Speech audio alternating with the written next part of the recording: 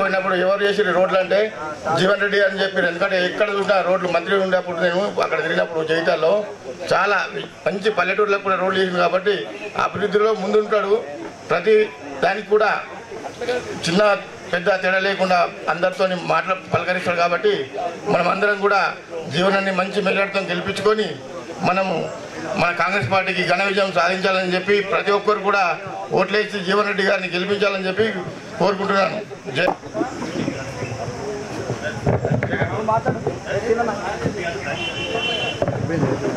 శేఖర్ అన్న ఒక నిమిషం మాట్లాడు. అందరూ మీరు ఎన్నుకుంటే ఎట్లా కనబడతారు? గూపన్పల్లి గ్రామ పెద్దలారా,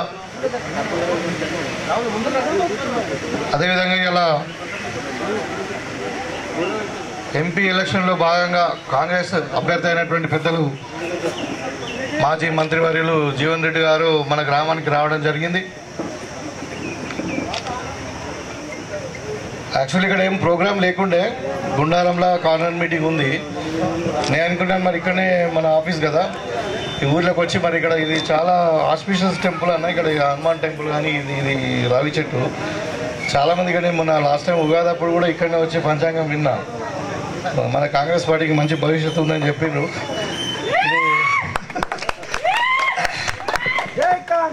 ఇది అంటే మనకు చాలా మంచి గ్రామము. కొన్ని గ్రామాలు ఉంటాయి, అంటే ఇప్పుడు డిచ్పల్లి గ్రామము, మన మండల గూపన్పల్లి, జక్రడిపల్లి పడకలు, ఇందలోయల నడిపల్లి, మన సిరికొండల నావనంది, ఇట్లా అంటే ఇప్పుడు దర్పల్లిలో రామడుగు, ఈ గ్రామాలు ఏంటంటే అవి ఇక ఏమున్నదో అక్కడ శక్తి. కానీ ఎక్కడైతే ఆ గ్రామాలలో ఏ పార్టీకి అయితే మెజార్టీ వస్తుందో ఆ పార్టీ గెలుస్తుంది. నాకు భారీ మెజార్టీ ఇచ్చారు. సో చాలా ఆప్తులు ఇక్కడ నేను ఉండేది కూడా ఈసీ వారికి వస్తాను, మనకు ఇల్లు కూడా ఈ ఆఫీస్ అన్నీ. సో ఇది లక్ష్మీ గ్రామం, అంటే భూములు కానీ అంత ధనవంతులే ఉన్నారు ఇక్కడ. అయితే కానీ పాపం చాలా కష్టపడి చాలా మంచోళ్ళు. సో ఈ కార్యక్రమానికి మరి గూపన్పల్లి గ్రామస్తులు కూడా చాలామంది, ఇప్పుడు లక్ష్మణ్ గారు మొన్న జాయిన్ అయిన మాజీ ఎంపీటీసీ ఉండే, ఇప్పుడు తర్వాత మాజీ సర్పంచ్ గారు సంజయ్ గారు, వీళ్ళందరూ మళ్ళీ నాతో పాటు భోజన్న వీళ్ళందరూ వచ్చిండ్రు. శేఖర్ గౌడ్ గారు, బాగారెడ్డి గారు, ప్రవీణ్, అందరు కూడా పేరు పేరున మరొకసారి నమస్కారం తెలియజేస్తూ కూసాయి. ఇదొకటి చాటింగ్ లాగానే, ఇది తను మేము కలతానికి వచ్చిండు. కలిసి మరి మీరు ఏమైనా అంటే అడిగితే ఒక 2-3 ప్రశ్నలు అడగండి, లేదంటే మేమే మాట్లాడమంటే మాట్లాడతాం. మీకు అందరు కూడా తెలుసు ఇప్పుడు పార్లమెంట్ ఎన్నికలు. పార్లమెంట్ అంటే చాలా పెద్ద ఎన్నికలు. మన దేశాన్ని పరిపాలించే, నువ్వు వాడు కూర్చోవు, అలా ఏం అవసరం లేదు. దేశాన్ని పరిపాలించడానికి కావాల్సిన ఎన్నికలు పార్లమెంట్ ఎన్నికలు. ప్రధానమంత్రి ఎవరైతారు అన్నది నిర్ణయించేటువంటి ఎన్నికలు ఇవి. సో గతంలో మన నవంబర్లో జరిగిన ఎన్నికలేమో మన రాష్ట్రానికి సంబంధించిన ఎమ్మెల్యే ఎన్నికలు. అప్పుడు నేను అభ్యర్థిగా ఉండే. మరి మీరందరూ మార్పు కోరుకున్నారు. మరి కాంగ్రెస్ పార్టీని దీవించి మరి వీళ్ళ నేను ఎమ్మెల్యే అయిన తర్వాత అక్కడ మన ప్రియతమ నాయకుడు రేవంత్ రెడ్డి గారు ముఖ్యమంత్రి అయినారు.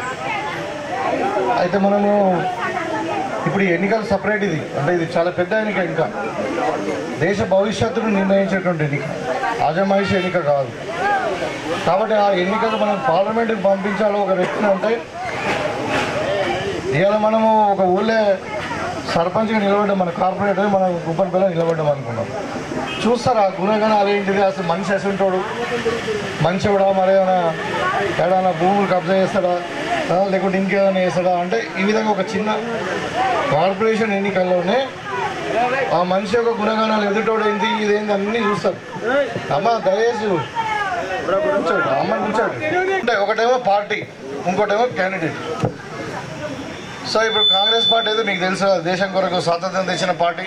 ఇలా దేశభక్తులు ఎవరైనా ఉన్నారు అంటే, దేశభక్తులు సోకాల్ భక్తులు అనుకుంటారు కదా, భక్తులు ఎవరైనా ఉన్నారంటే అది కాంగ్రెస్ పార్టీలోనే ఉన్నారు. ఎందుకంటే వాళ్ళే దేశం కొరకు స్వాతంత్రం కొరకు జైలుకు పోయిన మహాత్మా గాంధీ గారు కానీ, ఇవాళ జవహర్లాల్ నెహ్రూ గారు కానీ జైలుకు పోయిన 14 ఏళ్ళు, 1 సంవత్సరం 2 సంవత్సరాలు కాదు.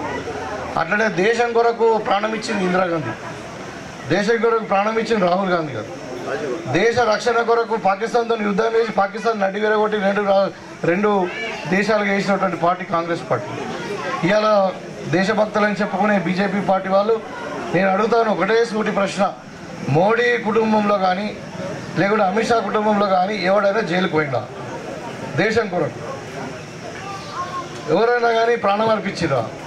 మరి ఎట్లా దేశభక్తి అయితే ఎవరితో ఒక పాకిస్తాన్తో యుద్ధం చేసినావా నువ్వు? దేనికి దేశభక్తి అంటే ఇవాళ మాట్లాడుతున్నారు, ఏం మాట్లాడుతున్నారు అంటే మోడీకి భార్య లేరు, పిల్లలు లేరు, ఆయన ఒకడు ఆయనకి ఏం అవసరం లేదని మాట్లాడుతున్నారు. అంటే మన్మోహన్ సింగ్ ఇప్పుడు మనందరికి భార్య పిల్లలు అయితే అందరం లంగల మీద అంటే ఏమది అంటే సన్యాసులతో మనం రాజ్యం వెళ్దామా? అంటే బీజేపీ వాళ్ళ వాదన నేను చెప్పేది ఏంటంటే అట్లా భార్య పిల్లలకి ఏం సంబంధమా? జవహర్లాల్ నెహ్రూ భార్య పిల్లలు ఉండే, అట్లాంటి రాహుల్ గాంధీ రాజీవ్ గాంధీకి ఉండే, మన్మోహన్ సింగ్ ఉండే, వాళ్ళంతా అది కాదు సమస్య. భార్య పిల్లలు ఉన్నారా కాదు, నువ్వు దేశం కొరకు ఏం చేసినావు అన్నది కౌంట్ అవుతుంది. ప్రాణం ఇచ్చినావా, జైలుకు పోయినావా, ఇలా ఏం చేసినా స్వతంత్ర యుద్ధంలో పాల్గొన్నారా, తెలంగాణ ఇచ్చిర్రా చెప్పండి. అంటే బీజేపీ ఏం చేసింది? అన్నావు 2 కోట్ల ఉద్యోగాలు ఇస్తాను, ఇచ్చినావా? పేదోళ్ళకు 15 లక్షల రూపాయలు నల్లధనం తెచ్చి అకౌంట్లో ఇస్తాను, వేసినావా? ఇవాళ ధరలు పెరిగిపోయినాయి, నిరుద్యోగం పెరిగింది, జాతీయ సంపదను అమ్ముకుంటున్నారు. ఇలా రైల్వేస్ ప్రైవేట్ పరం అయిపోయినాయి, మైన్స్ ప్రైవేట్ అయిపోయినాయి, షిప్ యార్డ్స్ ప్రైవేట్ అయిపోయినాయి, చివరికి ఎల్ఐసిని కూడా వదులుతలేరు. ఇక మళ్ళా ఏం చేస్తారు? ఉన్న దేశ సంపద 40 ఏళ్ళు మన ఒక సామెతగా అత్తసొమ్ము అల్లుడు దానం చేసినట్టు కాంగ్రెస్ పార్టీ 50 ఏళ్ళ నుండి కూడబెట్టిన ఆస్తి అంతా వీడు ప్రైవేట్ వాళ్ళకి అమ్ముకుంటారు, అదాని అంబానీలకు. ఇవాళ నేను చెప్పడానికి అంటే ఒకవేళ సిగ్గుపడుతున్నాం, మన భారతదేశంలో ఎవరైనా ఈ దేశాన్ని మోసం చేసి 15 లక్షల కోట్లు, దయచేసి మీరు 15 లక్షల కోట్లు ఇవాళ ఎన్పిఐ కింద భారతదేశ బ్యాంకులను ముంచి పరదేశంలో ఉన్న వాళ్ళు ఎవరు తెలుసా? ఎవరు? 99% గుజరాతీలే. వీళ్ళు మాట్లాడుతూ దేశభక్తి గురించి. వాళ్ళు ఎందుకు కాపాడుతున్నావు? మరి నువ్వు తీసుకురారాదు, వాళ్ళ దగ్గర పైసలు వసూలు చేయి. ఇవాళ రైతుకు రుణమాఫీ చేయాలంటే పైసలు లేవు, అదాని అబ్బాయికి 1000 కోట్లు 1,00,000 కోట్లు నువ్వు మాఫీ చేస్తావు. అంటే ఇది వాళ్ళ స్ట్రాటజీ. ఇంకొక కొత్త ఆలోచన వస్తూ ఉంది ఇప్పుడు వాళ్ళకు, ఈ డెమోక్రసీ పనికిరాదు, మనం దీన్ని మొత్తం మోనార్కీ లాగా చేద్దామని చెప్పి మన భారతదేశం పార్లమెంట్లో గవర్నమెంట్ ఫామ్ కావడానికి కట్ ఆఫ్ 272 పార్లమెంట్ మెంబర్స్ ఎంపీలు గెలిస్తే గవర్నమెంట్ వస్తుంది. మరి వీళ్ళు ఉన్నది ఆయన ఏమంటుండు, కొత్తగా 400 సీట్లు ఇమ్మంటున్నాడు.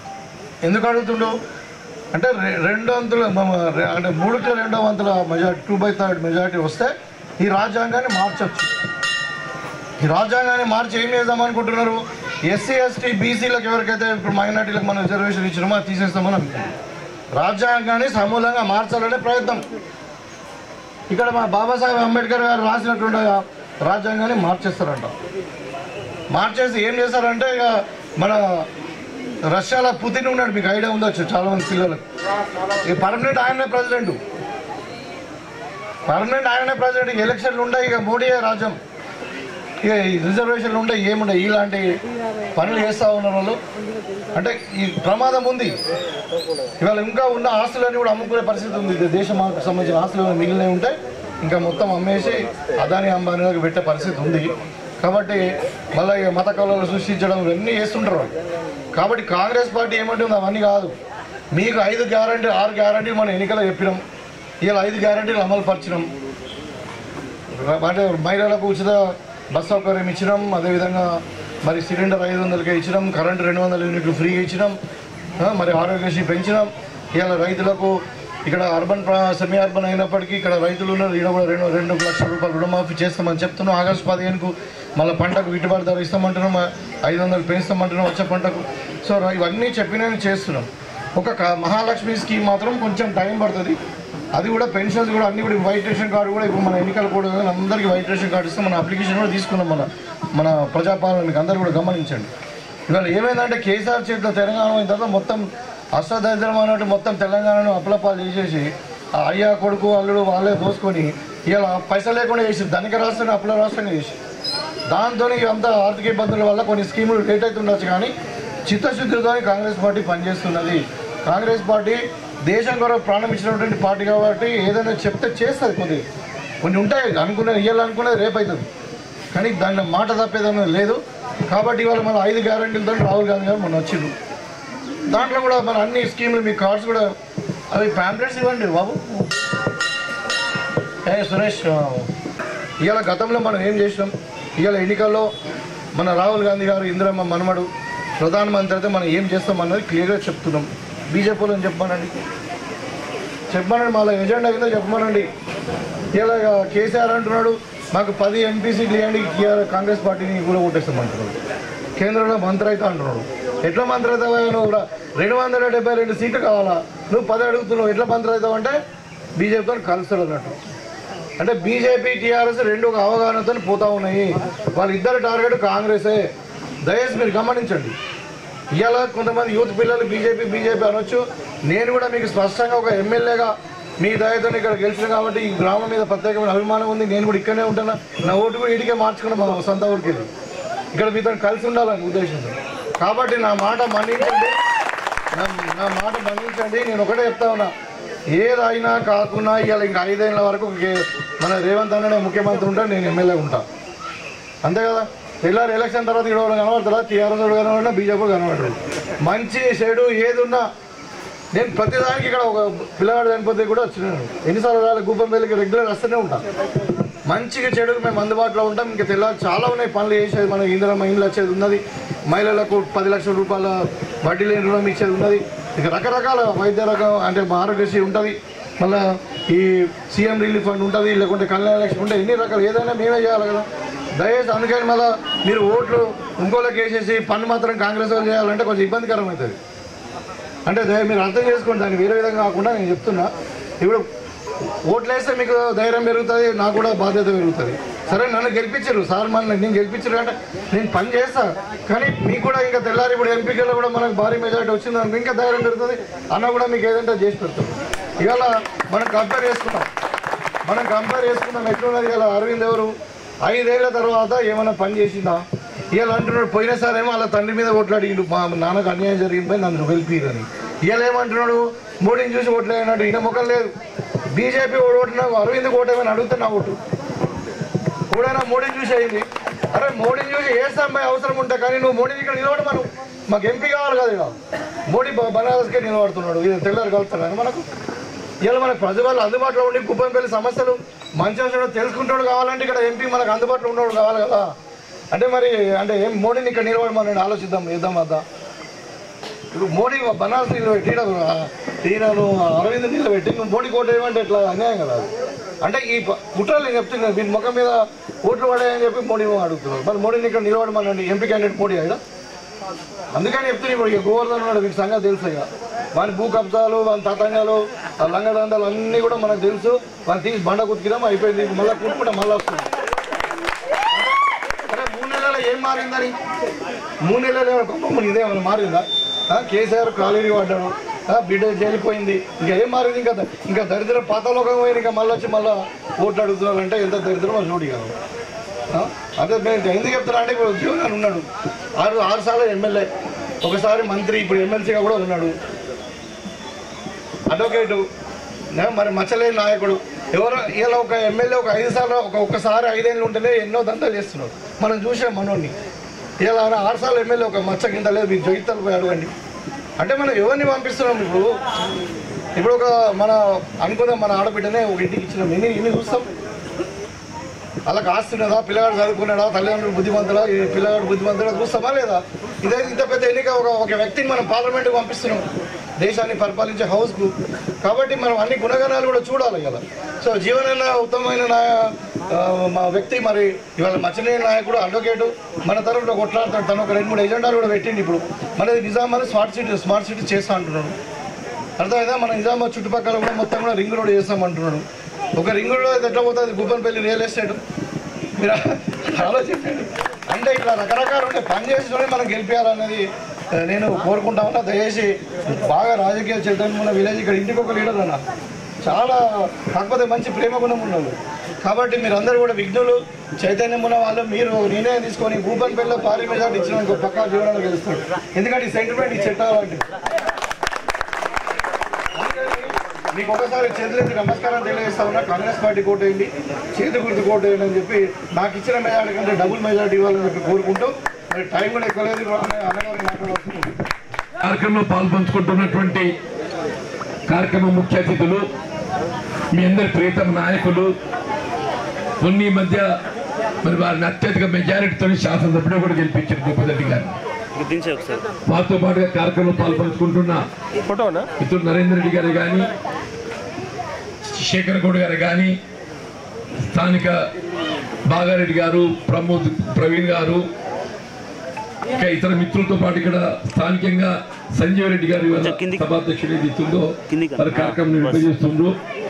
అట్లాగే ఏదైతున్నదో ఇతర మిత్రులందరూ కూడా మైసయ్య గారు కానీ, వజ్రం గారు కానీ, లింగం గారు, గంగాధర్ గారు, శ్రీనివాస్ గారు, సందీప్ గారు, మహాతుల్ గని గారు, కిషోర్ గారు, రాహుల్ రెడ్డి గారు, ముఖ్యంగా గ్రామాభివృద్ధి కమిటీ అధ్యక్షులైనటువంటి సురేష్ గారు, మా యువమిత్రుడు బన్నీ గారు, రైతు సోదరులు, యువమిత్రులు, మా తల్లులు, ఆడబిడ్డలు అందరికీ హృదయపూర్వకంగా నమస్కారం చెప్తూ, వాస్తవంగా భూపతి రెడ్డి గారు ఆవిడ తెలంగాణ రాష్ట్ర ఏర్పాటు ఉద్యమంలో ప్రధాన పాత్ర పోషించారు. కేసీఆర్ గారికి వెన్నంటి నడిచిందని చెప్పారు. నిజామాబాద్ జిల్లాలో తెలంగాణ ఉద్యమం బలోపేతం కావటం లోపల ప్రధాన పాత్ర పోషించింది భూపతి రెడ్డి గారు. దాన్ని దృష్టిలో పెట్టుకుని స్థానిక సంస్థల్లో ఎమ్మెల్సీగా కూడా ఎంపిక కావడం జరిగింది. తదుపరి కాలంలో ఇదే గోవర్ధన్ ఆయన ఆధిపత్య ధోరణితో ఏదైతుందో ఇవాళ భూపతి రెడ్డి గారిని ఒక విధంగా నేను అణచాలి అనే ఇదైతే ఒక నియంత్రిత ధోరణి కనబరిచిండో, మరి కేసీఆర్ కూడా వాస్తవం ఉద్యమంలో ఎవరు ఆయనకు అండగా నిలబడ్డారు, రాష్ట్ర ఏర్పాటు సాధనలో ఎవరు పాత్ర పోషించిండ్రు, వారికి ప్రాధాన్యత ఇవ్వాలి. అది కాకుండా ఏదైతుందో నువ్వు ప్రభుత్వంలో అవకాశం కల్పించవు, ప్రజలకు సేవ చేస్తా అంటే అవకాశం కల్పించవు. దాంతో ఏదైతుందో మరి వారు ఆయన శాసన మండలి పదవిని కోల్పోవడానికి కొరకు కూడా సిద్ధమైంది అని చెప్పట్టున్నారు. ఎవడని కానీ పదవి అంటే ఏదైతుందో 6 గంటల దాకా ఉంటుంది, ఎట్లా కాపాడుకోవాలని ప్రయత్నం చేస్తాడు. కానీ ఆయన ఏదైతుందో పదవి ప్రధానం కాదు, పదవి అనేది ప్రజలు సేవ చేయడానికి ఉపయోగపడాలి. నేను ప్రజలు సేవ చేయలేనప్పుడు ఏదైతుందో నాకు ఈ పదవి ఉంటే పోతుంది. కాంగ్రెస్ లోకి వచ్చి ఏదైతుందో పోయిన 8 సంవత్సరాలకి వెళ్ళి పోరాటం చేస్తున్నాడు, 8 ఏళ్ళకి వెళ్ళి పోరాటం చేస్తున్నాను చెప్పంటూ నేను పోయిన ఎన్నిక మనం ఆశించిన పెద్ద పొందలేదు, అయినా నిరాశ పడలేదు. అందుబాటులో ఉండే ఏదైతుందో టీఆర్ఎస్ వైఫల్యాలను ఎండగట్టడం లోపల, రైతాంగాన్ని చైతన్యం చేయడం లోపల కృతకృత్యులై మొన్న ఎన్నికలు ఏదైతుందో అందరూ కూడా అండగా నిలబడరని చెప్పంటూ నేను మరి నిజామాబాద్ జిల్లాలో ఏదైతుందో మన దగ్గర గెలిచిన 2 స్థానాలే. సుదర్శన్ రెడ్డి గారు అంటే పెద్ద మనిషి, ఆయన గతంలో మంత్రిగా పనిచేసిండు. కానీ భూపతి కేవలం ఒక ఉద్యమ నాయకుడిగా గుర్తింపుతో ఏదైతుందో ఆయన కేసీఆర్తో విభేదించి కూడా ప్రజల పక్షాన నిలబడాలనేటువంటి నిర్ణయం తీసుకున్నాడు. కాబట్టి ఆయనకి ఎవరు ప్రజలు అండగా నిలబడ్డారని చెప్పంటారు. మరి ఎన్నిక ఏదైతుందో నాకు గెలుపు, భూపతికి పరీక్ష. ఉన్నమాట చెప్తున్నాను, భూపతికి పరీక్ష. ఇప్పుడు మొన్న భూపతిని గెలుచుడు అంటే అది వేరు ప్రత్యేక అంశం. ఓడు భూపతిని చూసిండు, మాకు అందుబాటులో ఉంటుండు, పోయినసారి ఓడిపోయిండు, అయ్యో పాపం మనోని మనం గెలిపించుకోవాలని చెప్పని రాజకీయాలకు అతీతంగా అందరు కలిసి అండగా నిలబడి గెలిపించింది. ఇప్పుడు జీవన్ రెడ్డిని పట్టుకొచ్చింది, నా కోటి అంటుండు. 2-1 కాదు కదా, కాదు ఉన్నమాట చెప్తున్నాను. కానీ పార్టీ దృష్టిలో ఏదైతుందో ఆయన కంటే తక్కువ వస్తే ఏమైనా భూపతి నువ్వు మెజార్టీ గెలిచినావు, ఎమ్మెల్యే ఏం చేసినావు నిజమా? ఇప్పుడు భూపతి పరీక్ష అని చెప్పంటున్నాను. దయచేసి అది ఆలోచన చేయనంటున్నాను. మళ్ళీ ఏ పని చేయాలన్నా కానీ రాష్ట్రంలో కాంగ్రెస్ ప్రభుత్వం అధికారంలో ఉన్నది. ప్రధానంగా 3 రాజకీయ పార్టీలు పోటీ పడుతున్నాయి. కాంగ్రెసే కానీ, బీజేపీ కానీ, బీఆర్ఎస్ఏ కానీ. సరే బీఆర్ఎస్ పక్కన వారేయండి, అయిపోయింది అది దాని కథ వచ్చి. సరే ఏ పార్టీ అయినా కానీ ఇవాళ ఒకరికి పెన్షన్ వస్తలేదు, పెన్షన్ ఎవరు ఇప్పగలుగుతారు? భూపతి రెడ్డి ఇప్పగలుగుతాడు. పెన్షన్ ఎవరు ఇప్పగలుగుతాడు? పెద్ద మనిషి వచ్చి నేను ముసలోళ్ళు అయినా నాకు ఎందుకని నెరిసినాయి, నా పెన్షన్ వస్తలేదని చెప్పి అన్నాడు. ఇప్పుడు పెద్ద మనిషి రేపు పెన్షన్ ఎవరు ఇప్పిస్తారు? భూపతి ఇప్పిస్తాడు. అరవింద్తో అవుతుందా? వాడు ఎక్కడ పోయి పంటాడో ఆయనకే తెలియదు. ఇప్పుడు ఈడ మనకు 10 ఏళ్ళనే ఒక్క రేషన్ కార్డు దిక్కున్నదే. ప్రభుత్వం అమలు చేసి తలపెట్టే సంక్షేమ కార్యక్రమం ఏదైనా కానీ రేషన్ కార్డు అనేది కొలతబద్ద. ఆ రేషన్ కార్డు ఉంటేనే ఏదైతుందో ప్రభుత్వ సంక్షేమ కార్యక్రమాలకు అర్హత వస్తుంది. నువ్వు 10 ఏళ్ళకి ఒక్క రేషన్ కార్డు ఇవ్వలేదే అంటూ నేను వీళ్ళ కాంగ్రెస్ పార్టీ ఒక ఆలోచన నిర్ణయం చేసింది. స్థానిక ఉండే నాయకులకు ఏదైతుందో సూచన చేసింది. భూపతి రెడ్డి గారికి పేర్కొన్నది, చూడు నువ్వు ఎమ్మెల్యే గెలిచిన పోయి నీ దగ్గర ఎవరైనా రేషన్ కార్డు వాళ్ళు అర్హత ఉండి రానోళ్ళు ఉంటే వాళ్ళు రేషన్ కార్డు ఇప్పించే బాధ్యత నీది అని చెప్పని భూపతి రెడ్డి మీద పెట్టింది. రేపు చెప్తున్నా నేను, ఓటు సరే అయిపోతుంది రేపు. ఆయన తేడు మా కాంగ్రెస్ కార్యకర్తలు మీరు ఏదైతే ఇల్లు ప్రచారం చేస్తున్నారు, ఆ ప్రచారంలో భాగంగా ఎక్కడ ఎవరికి రేషన్ కార్డు లేదు అర్హత ఉండి వాళ్ళు గుర్తించి ఆ వివరాలు సేకరించండి. వాళ్ళ ఆధార్ కార్డు ప్రధానం కదా, ఆధార్ కార్డు సేకరించి ఏదైతుందో తీసుకొచ్చి భూపతి రెడ్డి గారి ఆఫీసులో కార్యాలయంలో అప్పచెప్పాడు. మీరు వాళ్ళ రేషన్ కార్డు ఇప్పించి అర్హత కార్డు పెన్షన్లు మంజూరు చేయించే బాధ్యత ఎమ్మెల్యే గారు తీసుకుంటారు. ఇది ఎదురుముద్దని కాదు. ఇది ఈ మాట నేను చెప్తున్నా కదా, అరవిందుని చెప్పని చెప్పాను అందులోదా. మరి ఇవాళ సరే ఉచిత రవాణా అందరికి వస్తుంది. ఆటోలకు 200 యూనిట్లకు ఉచిత విద్యుత్ సౌకర్యం కొద్దిమందికి అసలే తప్పిపోయింది. తప్పిపోయిన వివరాలు కూడా సేకరించండి. అర్హత ఉండి 200 యూనిట్ల లోపు వచ్చి వరకైనా బిల్లు రాకుంటే, జీరో బిల్ రాకుంటే అది మనం బిల్ మాఫీ చేయాలి. 500 రూపాయలకి సిలిండర్ బుడ్డి అని చెప్పి అంటున్నా. ఇండ్లు లేని వాళ్ళకి ఇంటి నిర్మాణ కార్యక్రమం చెప్పి అంటున్నా. నేను 3500 ఇండ్లు ఏది ఇస్తుందో ముద్ద భూపతి చేతిలో పెట్టిండు. ఈ సంవత్సరం 5 ఏళ్ళ కోసం కాదు, 5 ఏళ్ళకి 20,000 ఇల్లు కడతాడు ఆయనే. 5 ఏళ్లకు మొత్తం నిజామాబాద్ రూరల్లో అసలు ఇల్లు లేనోడు అనేటోడు ఉండొద్దు. ఒక ప్రణాళిక రూపొందించుకున్నాడు. వివరాలు సేకరించి ఇండ్లు లేనోడు ఎవరున్నా కానీ అత్యంత నిరుపేద వర్గాలలో ఒక గుర్తించి వివరాలు ఇవ్వండి చెప్పండి. ప్రభుత్వం అమలు చేసి తలపట్టే సంక్షేమ కార్యక్రమం అమలు అనేది కేవలం కాంగ్రెస్ తోనే సాధ్యము. గోపన్పల్లి నగరంలో కలిసి నిజామాబాద్ సరే నగరం స్మార్ట్ సిటీ సౌకర్యాలు అన్నీ ఉన్నాయి, చేయవలసినవి. అవి ఎట్లా చేస్తే బాధ్యత. ఇక్కడ అంతా రైతులు వ్యవసాయం అంతే కదనే ఉన్నాయనే వ్యవసాయాలన్నీ ప్లాట్లు పెడుతుంటా. వ్యవసాయాలు ఉంటే కాలనీలు రాకుండా ఉచిత కరెంటు అమలు చేస్తుంది కాంగ్రెస్ పార్టీ కదనే. వీళ్ళు భారతీయ జనతా పార్టీ పువ్వు గుర్తులు అడగదలుచుకున్నారు. కాంగ్రెస్ పార్టీ పాలిత రాష్ట్రాలు తెలంగాణ కానీ ఆంధ్ర కానీ ఉమ్మడి రాష్ట్రంలో ఉచిత విద్యుత్ కార్యక్రమం అమలు చేయాలని సంకల్పించినది, అమలు చేస్తున్నాం. మీరు ఎక్కడైనా రైతాంగానికి ఉచిత విద్యుత్ ఇస్తున్నారు. పార్టీ పాలసీ అంటే ఇది ఎందుకు చెప్తున్నా, రైతుకు అండగా నిలబడబోయేది ఎక్కడైతే సాగునీటి సౌకర్యం అందింప చేయలేకపోతామో అక్కడ విద్యుత్ భారం కాకూడదని చెప్పని ఉచిత విద్యుత్ కార్యక్రమాన్ని అమలు చేస్తున్నటువంటి యొక్క ఏకైక రాజకీయ పార్టీ కాంగ్రెస్ పార్టీ. అది తెలంగాణ అని చెప్పండి. భారతీయ జనతా పార్టీ విధానం లేదు. వాడు మోటార్లకు మీటర్లు పెడతా అంటున్నాడు. అప్పు మాఫీ ఇలా మనం ఏమైనా ఇంకా చెప్తలేమంటారు. నిజమే, మనకు ఖరీఫ్ పంట కొత్త రుణం కావాలి. వాస్తవ మన రాష్ట్రం ఏర్పడ్డ నాడు ఏదైతుందో పూర్తి లోటు బడ్జెట్తో ఏర్పడ్డది.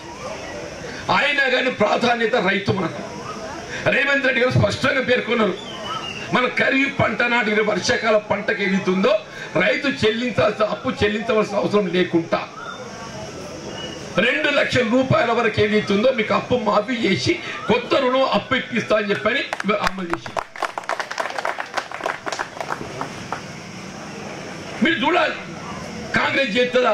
మేము చేసిన 2008-9లో ₹1,00,000 వరకు ఏకమొత్తంగా మాఫీ చేసాం.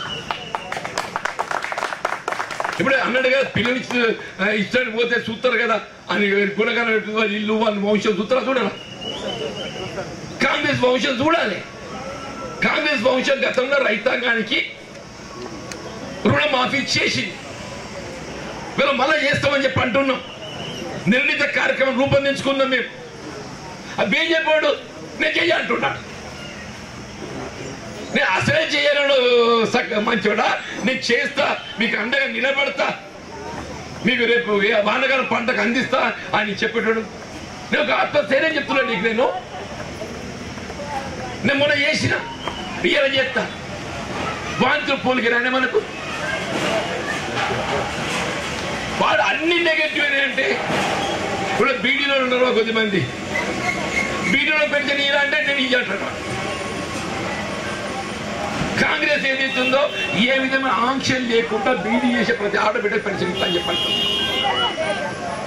బీడీలు చేసే ఆడబిడ్డ ఎవరన్నా కానీ తల్లి ఏ విధంగా ఆంక్షలు లేకుండా కట్ ఆఫ్ లేకుండా మీకు ఏదైతుందో ₹4,000 పెన్షన్ ఇప్పిస్తా అని చెప్పని కాంగ్రెస్ పేర్కొంటారు. వాడు ఇయ్యంటోడు బాధాపు తప్పని ఎట్లా వాడికి ఏ విధానమే లేదు. మత విద్వేషాలు తెచ్చగొట్టడము అంతే తప్ప ఏదైతుందో లేదు. రిజర్వేషన్ అనేది ఏదైతున్నదో రాజ్యాంగ నిబంధనలకు అనుగుణంగానే అమలు చేయడం జరుగుతుంది. రిజర్వేషన్ బిఆర్ అంబేద్కర్ గారు కొన్ని సూచన చేశారు. మతపరంగా రిజర్వేషన్ అమలు చేసే అవకాశం లేదు. వాడు హిందువు కానీ ముస్లిం కానీ. మన హిందువులను కూడా ఏదైతే వెనుకబడ్డ తరగతులకు సామాజిక వెనుకబడతానికి గురవుతున్నారు కాబట్టి రిజర్వేషన్ సౌకర్యం కల్పించింది కాంగ్రెస్ పార్టీ. ఎందుకు ఇచ్చింది? సామాజిక వెనుకబాటుతనాన్ని పరిగణలోకి తీసుకుంది. నేను ముస్లింలు కూడా ఏదైతుందో రిజర్వేషన్ ఇచ్చింది. ఎందుకు ఇచ్చింది? సామాజిక వెనుకబాటుతనానికి గురవుతున్నట్టు కొన్ని మన హిందువులలో మేము రెడ్డిలమే భూపతి నేను మాకు రిజర్వేషన్ లేదు. మరి మాకు లేదు. మా గౌడ్ సాబ్కు ఉన్నది, మా ప్రవీణ్కు ఉన్నది. ఇదే కాంగ్రెస్ ఇచ్చింది. మరి అంటే ఏంది? సామాజిక వెనుకబాటుతనం అనేది ప్రవీణ్ మున్నూరు కాపురాలు ఉన్నది, గౌడ్లలో ఉన్నది కాబట్టి వాళ్ళకి ఇచ్చింది. ముదిరాజాల నుండి ఇచ్చింది, గంగపుత్రాల నుండి ఇచ్చింది. ముస్లిం గరీబుడు పాపం వాడు ఖాన్ రిజర్వేషన్ లేదానికి. కేవలం సామాజిక వెనుకబాటుతనానికి గురవుతున్నటువంటి వారికి మాత్రమే రిజర్వేషన్ ఇచ్చింది. కానీ మోడీ గారు ఏం చేసిండు? ఈడబ్ల్యూఎస్ రిజర్వేషన్ అనేటువంటి ఒక ఆలోచనతోని భావనతోని దయచేసి ఈడబ్ల్యూఎస్ ఆర్థిక వెనుకబాటుతన ప్రాతిపదికన ఏ రిజర్వేషన్ అమలు చేయాలని చెప్పని సంకల్పించిండో అందులో ప్రధానమైనటువంటి వాటాదారుడు ఎవరు అంటే ముస్లిం అని చెప్పి అంటున్నాం. మళ్ళీ ఈడబ్ల్యూఎస్ రిజర్వేషన్ లో ఆర్థిక వెనుకబాటుతనానికి గురవుతున్నటువంటి వారి కొరకు ఏదైతే రిజర్వేషన్ సౌకర్యం కల్పించాలని భావించిందో ఇట్స్ ఓన్లీ అప్లికేబుల్ ఏ కుసబై క్యాస్. దయచేసి గమనించండి. EWS is applicable only to the unreserved caste. Unreserved caste అంటే ఇంతవరకు రిజర్వేషన్ సౌకర్యం ఎవరు పొందలేకపోతున్నారో వారికి మాత్రమే అప్లికేబుల్ అవుతుంది. రిజర్వేషన్ సౌకర్యం పొందలేకపోయినటువంటి ఎవరు? ఉన్నత వర్గాలు. వీళ్ళ ముస్లింస్ ఏదైతుందో రిజర్వేషన్ సౌకర్యం పొందలేకపోతుంది దేశంలో. ఇక్కడ సామాజిక వెనుకబాటుతనానికి గురవుతున్నటువంటి వారికి రిజర్వేషన్ ఇచ్చింది. ఇలా యూపీ ఉంది ఉదాహరణకు. ముస్లిం 15-20% జనాభా అక్కడ రిజర్వేషన్ లేదు. ఈ రిజర్వేషన్ మోడీ ఇచ్చిండు. మధ్యప్రదేశ్, ఛత్తీస్గఢ్, రాజస్థాన్ ఇది రాజ్యాంగ నిబంధనలకు అనుగుణంగా ఏదైతుందో ఇది అమలు చేయడం జరుగుతుంది. మేమేమో సామాజిక వెనుకబాటుతనమైన ఒక భావనతోని ఇవాళ మేము దీన్ని అమలు చేయడానికి పెట్టాం. ఈడబ్ల్యూఎస్ మా శేఖర్ గౌడ్ అప్లై చేసుకుంటే రాదు, ఆయన కల్పనాల మా ప్రవీణ్ రాదు. దయచేసి గమనించడం చెప్పంటూ నేను ఇందులో అత్యధికంగా వాటాదారులు ఎవరు? ముస్లిం సమాజం. మరి ఎందుకు రెచ్చగొడుతున్నావు? ఎందుకు రెచ్చగొడుతున్నావు? బట్టిగా ఇలా వాస్తవంగా ఈడబ్ల్యూస్తో అన్యాయం జరుగుతుంది, నష్టపోతుంది ఎవరు అని చెప్పంటే మా ముస్లిం బలహీన వర్గాలు. ఇంతవరకు రిజర్వేషన్ సౌకర్యం అమలు పొందుతున్నటువంటి బలహీన వర్గాలు, ఇంత రిజర్వేషన్ సౌకర్యం పొందుతున్నటువంటి బలహీన వర్గాలు వాళ్ళు ఎప్పుడు 10లో పోటీ పడరాదు. ఇప్పుడు ఏ 10% రిజర్వేషన్ చేయడం జరిగిందో ఈడబ్ల్యూఎస్కో అందులో మా శేఖర్ గౌడ్ పొలాలు పోటీ పడరాదు, మా ప్రవీణ్ పొలాలు పోటీ పడరాదు. ఆ 10% ఏదో ప్రత్యేకంగా మా లాంటి వాళ్ళ కొరకు, మా ముస్లింల కొరకు అప్పర్ క్యాస్ట్ అన్రిజర్వ్డ్ క్యాస్ట్ మాకు ఇచ్చిండ్రు.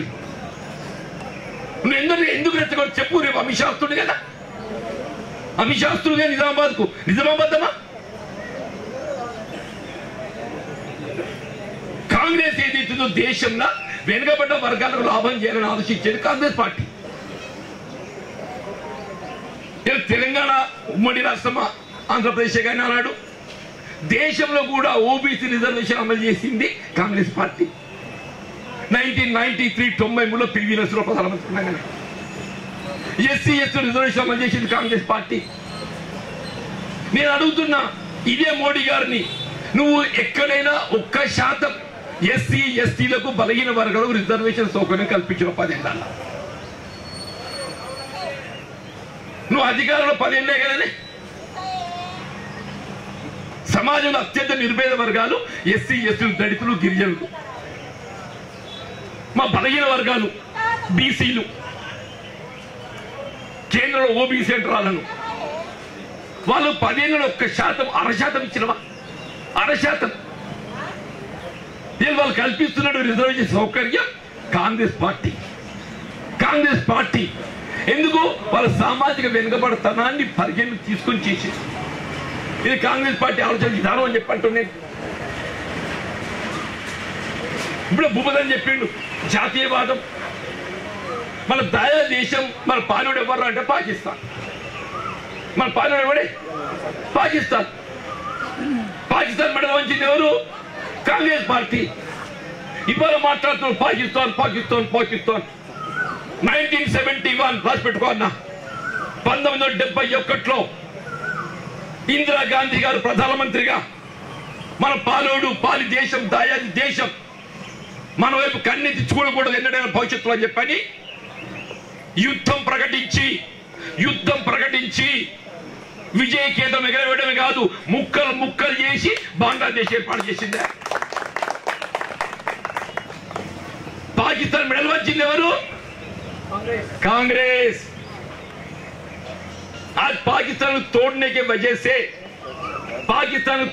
वजह से उन्हें हिंदुस्तान की तरफ आंख उठा के देखने को हिम्मत नहीं कर रहे।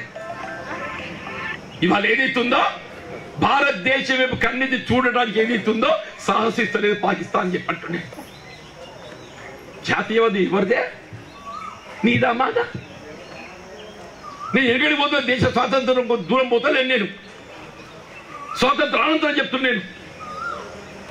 ప్రధానమంత్రి, అందరూ ప్రధానమంత్రి, మోడీ కూడా ఇండు. ఇదే వాజ్పేయి గారు ఇందిరాగాంధీ దుర్గామాతని పొగిడిండే. పార్లమెంట్ లో ఎప్పుడైతే పాకిస్తాన్ యుద్ధం ప్రకటించి ముక్కలు చేసిందో, ఈ భారతదేశాన్ని భవిష్యత్తు ఎన్నడూ కూడా పాకిస్తాన్ తో ముప్పు ఉండొద్దని చెప్పని పార్లమెంట్ లో దుర్గామాతని పొగిడిండని చెప్పంటున్నాడు. ఇలా ఖలిస్తాన్ ఉగ్రవాదాన్ని అణచడానికి కొరకు ఏదైతుందో అన్నాడు. ఆమె ప్రాణాన్ని ముప్పు వాటిల్తే పాపం. అయినా ఈ దేశ సమగ్రత ప్రధానం నాకు. నేను ఏమైనా మంచిదే, ఈ దేశ ఐక్యత కాపాడుతా అని చెప్పని ఖలిస్తాన్ ఉగ్రవాదులు మట్టు పెట్టడానికి కొరకు ఏదైతుందో మరి అన్నాడు. స్వర్ణ దేవాలయంపై దాడి చేసే పరిస్థితి ఏర్పడదు. చివరిగా ఆమె బలైపోయింది.